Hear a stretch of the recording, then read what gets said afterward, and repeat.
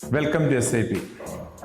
നിങ്ങളൊരു പ്രോപ്പർട്ടി വ്യൂയിങ്ങിന് പോകുമ്പോൾ എന്തുകൊണ്ടാണ് വേനൽക്കാലത്ത് കൂടി പോകേണ്ടതിൻ്റെ ആവശ്യകത? നിങ്ങൾ നല്ല വേനൽക്കാലത്ത്, അതായത് 40-45 ഡിഗ്രി ചൂടുള്ള സമയത്താണ് ഒരു പ്രോപ്പർട്ടി വ്യൂയിങ്ങിന് പോകുന്നതെങ്കിൽ നിങ്ങൾക്ക് കുറേ അധികം കാര്യങ്ങൾ മനസ്സിലാക്കാൻ സാധിക്കും. അതിൽ തന്നെ നിങ്ങൾക്ക് ആ ബിൽഡിങ്ങിൻ്റെ ഭിത്തിയിലേക്ക് മറ്റും നോക്കുകയാണെങ്കിൽ ഏതെങ്കിലും തരത്തിലുള്ള ക്രാക്കോ മറ്റോ ഉണ്ടെന്ന് മനസ്സിലാക്കാൻ പറ്റും.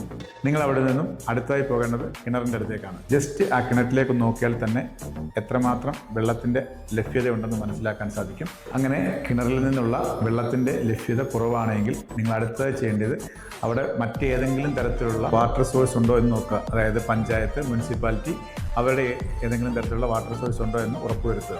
അത് നിങ്ങൾ ശ്രദ്ധിക്കാതെ പോയാൽ ഭാവിയിൽ നിങ്ങൾക്ക് വെള്ളത്തിൻ്റെ ബുദ്ധിമുട്ടുണ്ടായെങ്കിൽ നിങ്ങൾ ഒരുപാട് പൈസ മുടക്കിയാൽ പോലും ചിലപ്പോൾ അവിടെ വെള്ളം കണ്ടെത്താൻ സാധിക്കില്ല. അങ്ങനെ വന്നാൽ നിങ്ങൾക്ക് ആ പ്രോപ്പർട്ടി വിറ്റ് പോകാൻ പോലും വളരെയധികം ബുദ്ധിമുട്ടേണ്ട അവസ്ഥ ഉണ്ടാകും. മറ്റൊരു പ്രധാന കാര്യം എന്ന് പറയുന്നത് ആ ബിൽഡിങ് ചൂടിനെ എത്രമാത്രം തരണം ചെയ്യാൻ സാധിക്കും എന്നുള്ളതാണ്. AC വെക്കേണ്ട അവസ്ഥയാണെങ്കിൽ മൾട്ടിപ്പിൾ AC ആണ് നിങ്ങൾക്ക് യൂസ് ചെയ്യേണ്ടെങ്കിൽ ഉറപ്പായും 3 ഫേസ് കണക്ഷൻ വേണ്ടി വരും. അങ്ങനെയാണെങ്കിൽ അതിൻ്റെ കണക്ഷൻ ഒരുപാട് ദൂരെയാണെങ്കിൽ നിങ്ങൾക്ക് അവിടെ കുറച്ച് പൈസ ഏറെ മുടക്കേണ്ടതായി വരും ആ കണക്ഷൻ അവിടെ എത്തിക്കുന്നതിന് വേണ്ടി.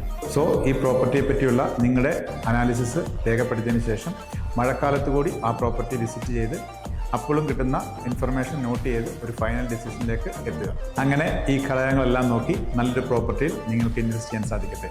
Aneesh Praseedar signing of.